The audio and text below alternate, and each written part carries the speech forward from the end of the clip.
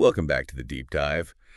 Today, we are opening a file that I think, well, most of us assume is totally closed. Oh, absolutely. Yeah, sealed and put away on the top shelf of things we already know. We are talking about the Hajj. And I know the moment I say that word, you listener, you have a very specific image in your head. Everyone does. It is iconic. It's one of the most recognizable human events on the planet. Right.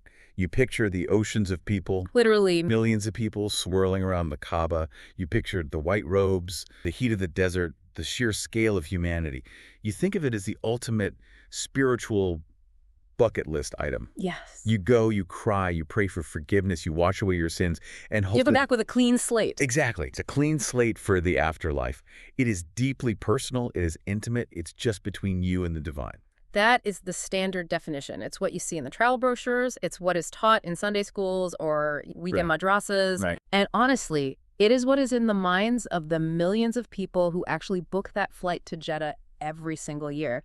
They go looking for a Spiritual retreat. But the stack of sources we are navigating today, and I really have to warn you, this is a dense, highly provocative, and frankly mind-bending stack of documents. It really is. They are asking us to take that standard image and completely invert it. They aren't just suggesting a minor tweak to how we view the pilgrimage. No, not at all. They're proposing a radical reimagining of the entire event. It is a total 180-degree shift. The argument presented here is that viewing Hajj as simply a spiritual retreat or a worship ritual isn't just incomplete. Right. The sources argue it might actually be a catastrophic misunderstanding of its original function. The central thesis in these documents is that Hajj was designed 1,400 years ago, not as a temple ritual, but as a massive, highly functional international consultative conference. A Majlis Shura. Exactly. A global parliament, United Nations, Yeah. but one that was actually designed to have teeth.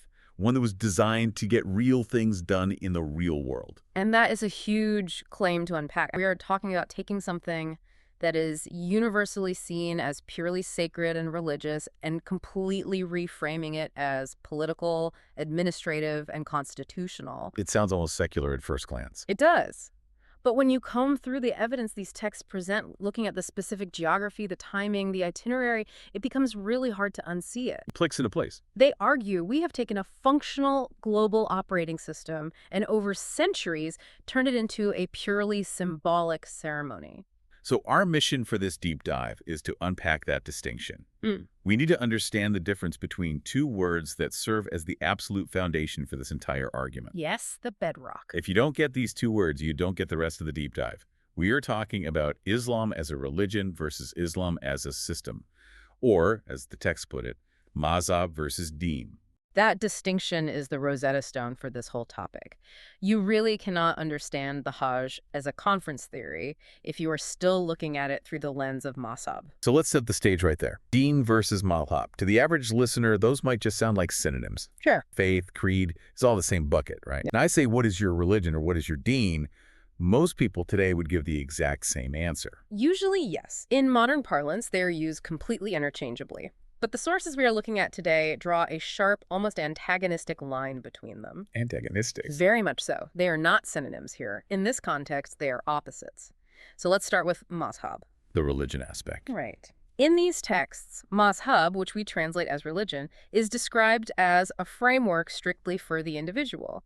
It is subjective. It is entirely about your personal relationship with the divine. So my private prayers, my meditation, my personal morality.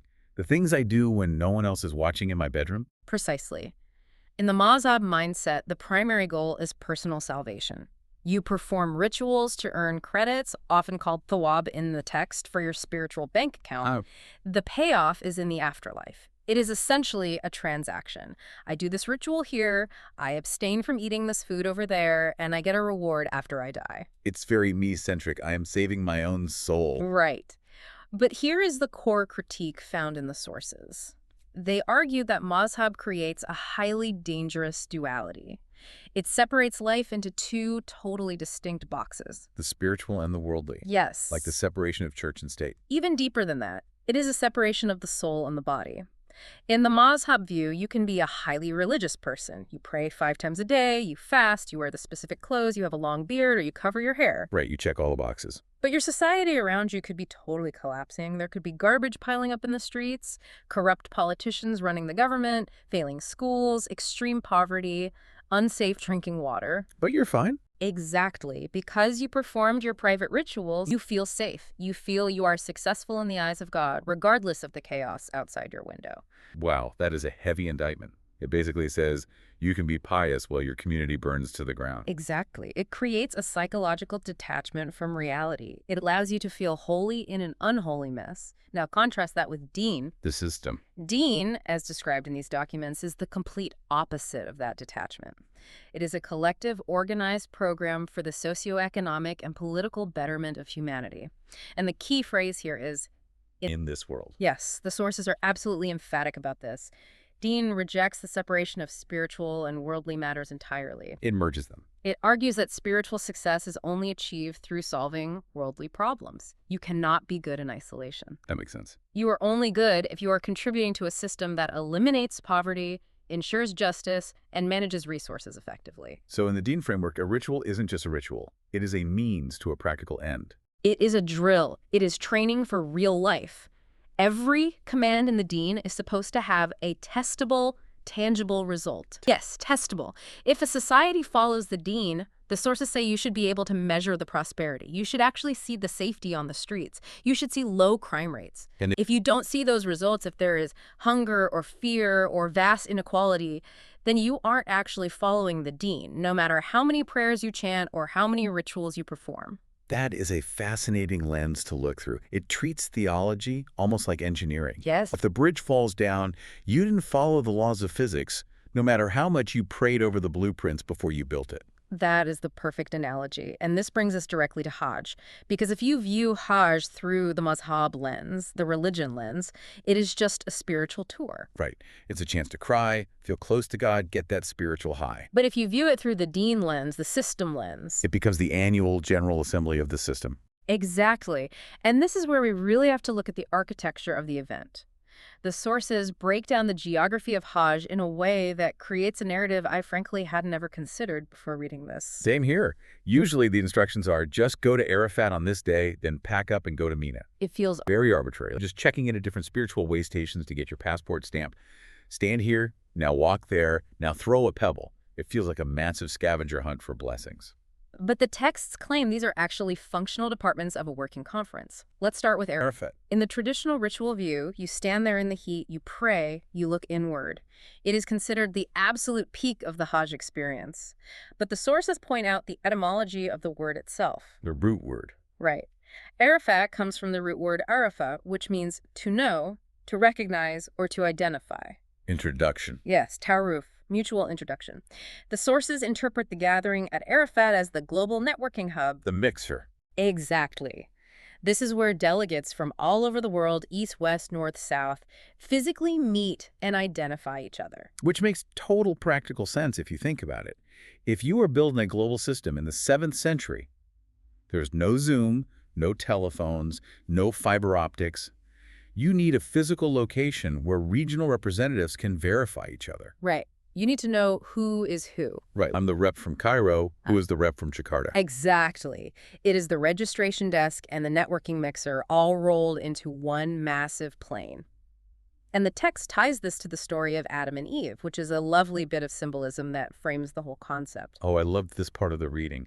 The story goes that when they were sent down to Earth, they were separated. Right. They weren't just sent down together. They were scattered. They were lost, wandering the planet totally alone, separated by vast distances. And Arafat is where they finally found each other again. Right. So the symbolism the sources draw here isn't just about two specific people meeting. It represents the reconnection of the separated human family. The sons of Adam. Yes. The human groups who have been divided by geography, by language, by race, they all come back to Arafat to find each other again. That is beautiful. It completely frames the gathering, not as a crowd of strangers ignoring each other to privately pray to God, but as a giant family reunion where you are explicitly supposed to talk to one another. Precisely. It is the information exchange phase. You find out what is happening in other parts of the empire or the broader world, but you don't stay at Arafat. The itinerary makes you move. You go to Mina and Mashar al-Haram. Right. And this is where the actual work begins, according to this theory. This is the workshop phase. Yeah. The sources use the phrase Basu tamhiz, which means deep intellectual discussion, scrutiny, debate. If Arafat is the mixer, Mina is the breakout session. This is where the delegates are supposed to sit down, and remember, they stay there for several days to actually set agendas. This actually solves a huge puzzle for me personally. I've always heard that staying in Mina is largely about just waiting. You sit in your tent, you wait for the prayer time, you wait for the sun to go down, you wait for the next day. It can feel like dead time. Exactly. Dead time. People sleep, they drink a lot of tea, they chat about nothing in particular. But here, in this framework, the waiting is actually session time. Yes. In a conference, you aren't waiting between keynotes. You are in committee meetings. The sources argue they are supposed to be consulting on pressing global issues. Setting policy. Right. We met at Arafat. We realized that drought is a major issue in 3 of our agricultural regions this year. Now that we are at Mina, let's hammer out a policy. How do we move resources? How do we solve this? How do we address the military aggression on the northern border? It changes the whole vibe of the place. It really does. Instead of millions of isolated individuals whispering prayers into the dirt, imagine millions of people, or at least the chosen representatives of millions, debating real policy, solving hunger, brokering peace treaties. And we have historical precedent for this, which the texts highlight. During the Rashidun Caliphate, the earliest days of this system, specifically under the second caliph, Hajj was effectively A Supreme Court, how did that practically work? well, all the governors from the different provinces, Egypt, Syria, Iraq, were strictly required to attend Hajj. It was mandatory. And the caliph, the head of state, was there as well. So it became the time for the annual review. Accountability time. Massive public accountability. If a normal citizen in a far-off province had a grievance against their powerful governor, maybe the governor was hoarding tax money or acting unjustly or seizing land illegally, Right. that citizen knew that at Hajj they could present their case directly to the central leadership in front of the whole world. That is incredible transparency. It's like a massive town hall for an entire empire. It was. Disputes between different provinces were settled right there. Geopolitical strategy for the next year was decided. It wasn't just, hey, let's all pray together and feel good. It was, let's fix the administration of the state. Exactly. The prayer was the glue that held them together, but the administration was the actual purpose of the meeting. Oh, so this brings up a massive question. If the function is so clearly administrative networking, policy workshops, Supreme Court, why do we have all the intense rituals? That is the big question. Right. Why the white robes, the iram? Why the strict rules that you can't cut your hair or use perfume? Why does it look and feel so intensely religious? If it's a global parliament, why don't they just show up in suits or their local dress? This is where the sources use a really helpful, very visual analogy, the peel versus the fruit. Walk me through the orange analogy. Think of a piece of fruit, like an orange. It has a peel, the thick skin on the outside, and the actual fruit inside. The peel is absolutely necessary. So corrects the fruit. Right. It protects the fruit, it gives it shape, it holds the moisture in. You cannot transport the fruit across long distances without the peel. It would rot or just turn into mush. But you don't eat the peel. Exactly. You want the fruit. In this analogy, the rituals, the uniform of the Aram, the specific dates you have to be there, the strict prohibitions on grooming, those are the peel. They are the discipline. The formalities. Yes. They are the rigid formalities required to safely and effectively organize a massive, diverse crowd of human beings. Like a soldier's uniform. That is the exact comparison the source uses. A soldier wears a uniform to create unity, to instill discipline, and to forge a collective identity. That is what the era is. 2 unstitched white sheets. Right. It violently strips away class distinctions. The billionaire king and the poorest pauper wear the exact same 2 sheets. That creates the psychological environment for absolute equality. Which is essential for a fair parliament. You can't have delegates pulling rank based on the silk of their robes. Exactly. But a soldier in a pristine uniform who stands on the parade ground, shines his boots perfectly, salutes with flawless form, but flat out refuses to actually fight the enemy. It's useless. It's totally useless. He has the peel, the uniform, and the drills, but no fruit, no action. And the sources are explicitly saying that today we are obsessing over the peel. We are polishing the peel. We are writing massive encyclopedias about the peel. We are having furious televised debates about the peel. Are I got robes at the exact right length above my ankle? Did I cut my hair at the exact right second? Did I throw the pebble at the pillar with the correct hand? Meanwhile, the fruit, the Majlis Shura, the global problem solving, the poverty alleviation is completely gone. We have the discipline of the soldier, but we aren't fighting the actual battle against poverty or disease or ignorance. That is a really haunting image. Millions of people in perfectly matched uniforms, ready for orders, standing in precise formation, but the command center is totally empty. Nobody's giving the orders to fix the world. And the result of that, as the text starkly points out, is decay. If you keep the peel but the fruit rots away inside, the whole thing eventually becomes toxic. You end up with a hollow, useless shell. This leads us directly into the section they call the economics of Deen. Because if the true purpose of this meeting is to solve worldly problems, then economics and science have to play a huge role. They are central. You can't solve systemic poverty with just good vibes and prayers. You need logistics, you need agriculture, you need hard science. You do. And this is honestly one of the most intellectually stimulating parts of the source material. It breaks down global systems into 3 distinct models to explain exactly why some nations prosper and others fail miserably. It's a comparative analysis. Let's go through them. Model 1. The secular model. The sources argue that secular nations, mostly referring to the West in this context, or the developed industrialized world, have successfully conquered the physical laws of nature. Meaning Science, technology, physics, advanced agriculture, medicine. They respected the laws of gravity, of aerodynamics, of biology. They didn't try to pray away a virus. They studied its physical structure. and the result of following those physical laws. Immense worldly wealth and hard power. They get the goods. Because, and this is a really crucial theological point in the text, God does not block the results of physical laws based on your personal faith. Right. Gravity doesn't care if you are a devout believer or a staunch atheist. If you build the bridge with the right math, it stands. If you build it wrong, it falls into the river, even if you are a recognized saint. Exactly. The source calls God the Lord of the worlds, Rabbul Alamin, not just the Lord of the Muslims. Right. He provides for absolutely everyone who follows the physical laws of his universe. So the secular model wins heavily on material wealth because they respect the physical laws. They are, in a very real sense, obedient to the law of the atom and the cell. But what is the flaw? If they are winning on material wealth, why aren't the sources just advocating for total secularism?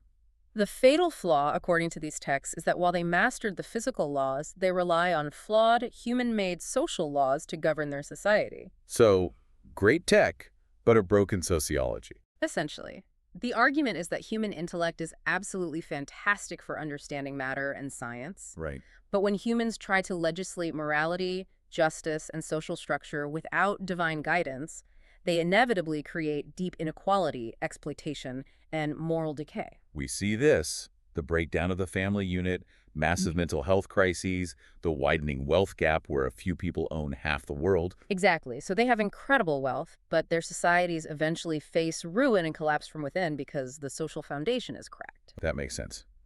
Let's look at Model 2, the traditional religious model. Now, this is a very sharp critique of the modern Muslim world. It is biting.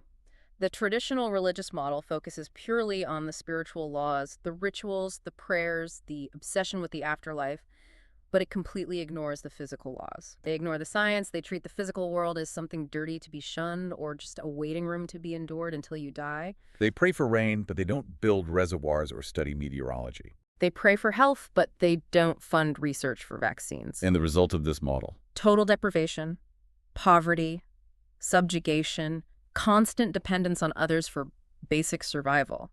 The text is very harsh here. It says that ignoring physical laws is actually a direct rejection of God's laws. Now that is a twist.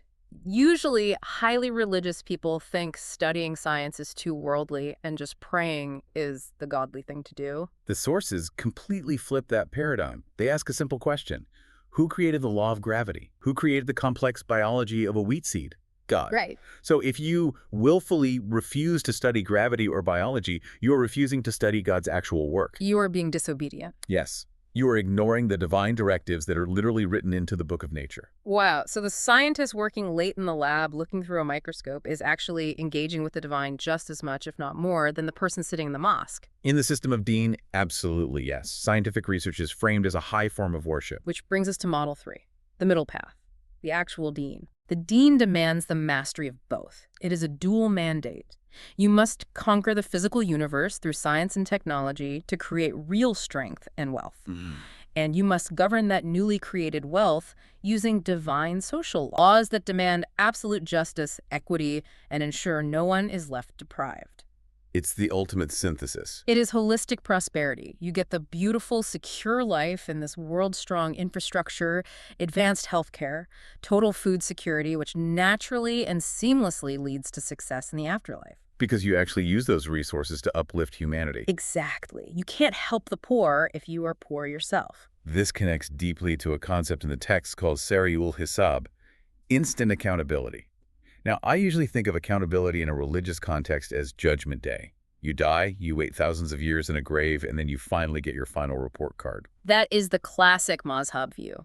The Doan view says there is instant accountability right here in this life based on how you interact with these natural laws. Give me a concrete example of that. Let's look at farming. If a society, regardless of its stated religion, fails to plant crops at the right time or ruins its topsoil, ignoring the laws of nature, they will starve. That starvation is the instant accountability. It is an immediate worldly punishment for violating God's physical law of agriculture. And no amount of crying or praying in the empty field will make those crops grow if you miss the planting season. Exactly. The source is very blunt about this. God has no gate or blockade on nature based on faith. If the infidel plants the seed correctly with the right fertilizer, and the believer just prays over an empty patch of dirt. The infidel gets the massive crop yield. Because the infidel followed the law of the seed, which is ultimately God's law. This creates a system where results are incredibly tangible. You really cannot fake Deen. No, you can't. If your society is deeply impoverished and dependent on foreign aid, you are failing the test of Deen, period. You cannot say, oh, but we are a very pious nation. The poverty itself proves you are not following the system. That is a rigorous, unforgiving standard. It completely strips away all the standard excuses. It removes the victim mentality. You can't blame God for your poverty if you aren't mastering the laws of economics and science that he laid down for you to use. Correct. You have the tools, you just aren't using them. And that realization brings us to the vocabulary. Yes, the linguistic shift. The texts argue that to make this massive transition from a passive religion back to an active system, we really need to change how we speak and define words. Because language completely frames our thinking. If your fundamental definition of a word is wrong, your resulting action will be wrong. Right. If I tell you to run, but you have been taught that run means to sit down, you're going to fail the mission. Exactly. The sources argue that key Quranic terms have been heavily corrupted over centuries by the mazhab mindset. They need to be restored to their original systemic meanings. Let's look at a few of the big ones. Taqwa. I have always heard this translated as fear of God, or maybe piety. Right. In the religious view, taqwa is just a feeling in your heart. It makes you weep during a long prayer. It makes you abstain from personal sins. It's very internal. I have taqwa, so I don't drink alcohol. But the system view redefines it. In the system, taqwa is related to its actual linguistic root word, which means protection or guarding. The sources translate it as practical self-protection and strict discipline within an organized community. Like a security force. Yes. Think of it exactly like being a highly disciplined member of a military force or a civil organization. A soldier has taqwa when he stays awake at his post, maintains his rifle, and follows the commander's orders to protect the unit. It's not just a warm feeling. No, it's a state of high alertness and adherence to the collective law. A society with taqwa is a society that is secure, defended, and law-abiding. That is a massive shift, going from I am scared of hellfire to I am a disciplined, active protector of my society. It turns a totally passive emotion into an active, demanding civic duty. What about zikr? Zikr Allah. Usually when you see this, it means sitting down, counting prayer beads, and saying subhanallah 1,000 times in a row. Translated as remembrance. Right. Remembering God. The sources argue that in the context of a working governance system, especially when applied to the Hajj conference, zikr absolutely does not mean chanting syllables. What does it mean? It means discussion and Reviewing the law. Yes. Think about a corporate board meeting or a constitutional convention. If you have a meeting on the Constitution, you are doing zikr of the Constitution. You are recalling the laws, discussing how they apply to the current economic crisis, and keeping them active and fresh in the collective mind of the leadership. Exactly. So at Hajj, the zikr is the vigorous debate and discussion of the global agenda. So sitting in a tight circle chanting Arabic words you might not even understand is not zikr in this context. Not at all. But sitting in a circle debating how to solve a regional water crisis using divine principles of equity. That is zikr. Precisely. It is keeping the divine law alive by actively applying it to real problems. Let's talk about ibadah. This is universally translated as worship. Which immediately implies bowing, prostrating, performing specific temple rites. But the system view translates ibadah as service or obedience. Yes. So Exactly like a civil servant. You are in the service of the system. If you are out there clearing trash from the street because it prevents disease in your community, that physical labor is ibadah. if you are in a lab developing a new vaccine, that is ibadah. If you are a doctor treating a patient or an engineer building a safe bridge, that is ibadah. It is practical obedience to the collective system that serves humanity. It is not just what you do on a prayer rug facing Mecca. And finally, one that really blew my mind when I read it. Sadaqah or Hadi, specifically the massive animal sacrifice at Hajj. Yes. This is a very sensitive one for a lot of people, but the pure logic and the source is really undeniable. Let's state the current view first. Today, we slaughter millions of animals on a specific day of the Hajj. Often, there is so much meat it can't even be fully consumed or properly preserved, especially in the intense heat of the desert. It's done almost entirely as a symbolic ritual to remember the story of Abraham. But the sources suggest the original intent of this slaughter was purely Logistical, absolutely. Think about the reality of the time of the prophet.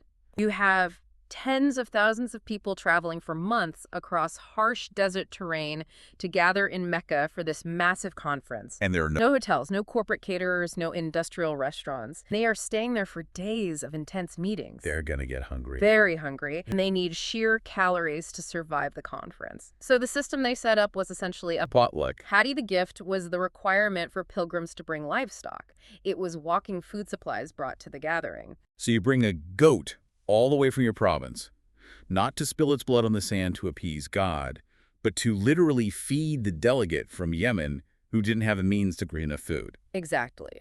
It was a brilliant system of resource management.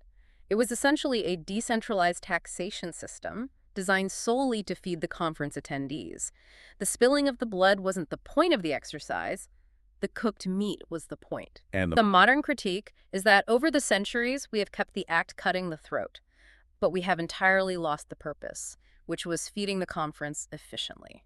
we slaughter animals now even if no one in the immediate vicinity actually needs the food, just to check off the ritual box. The source forcefully argues that this is waste, not worship. God does not need animal blood. People need food. If the food isn't being efficiently used to solve hunger, the act itself is totally meaningless. It goes right back to the peel and the fruit analogy. It really does. The fruit was feed the hungry delegates. The peel was bring an animal to the gathering. We are completely obsessed with the peel. And this brings us to what I think is the most stinging, uncomfortable critique in the entire stack of documents, the section they title The Current State. This part was, well, it was brutal to read. It addresses the praying for destruction paradox. It paints a very vivid, somewhat tragic image.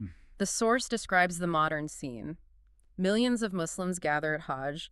It is arguably the largest gathering of human beings on earth. Right. They raise their hands to the sky and they pray with intense, genuine emotion, tears streaming down their faces. And what do they pray for? Often they pray for the ultimate victory of the Ummah and the swift destruction of their geopolitical enemies. Specifically, the text mentions historical prayers literally asking God to put worms in the cannons of the enemy, or for their advanced technology to inexplicably fail, or for the earth to just open up and swallow them whole. Right. Destroy their tanks, freeze their fighter planes midair. And the source asks a really brutal, grounded question: does it work? No, it flat out doesn't. The enemies, which in this context refers to the advanced secular powers, continue to advance. Their planes fly faster every year.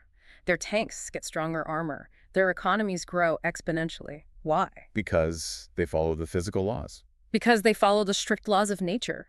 If an engineer builds a cannon correctly, according to the unbending laws of metallurgy and physics, which are God's laws, it will fire. And no amount of crying or praying will magically put worms in that cannon if the engineering is sound. That is a very hard pill to swallow for a lot of people. It implies that God is essentially saying, I am not going to break my own established laws of physics just because you asked nicely, especially when you completely ignored those same laws yourselves. It highlights a massive cognitive disconnect. The source argues this creates a deep psychological crisis in the community. We see our fervent prayers failing to change the geopolitical reality, so what do? We pray harder, longer, louder, instead of realizing we're using the completely wrong tool for the job. Prayer is not a substitute for action. No, prayer is meant to be a motivation for action.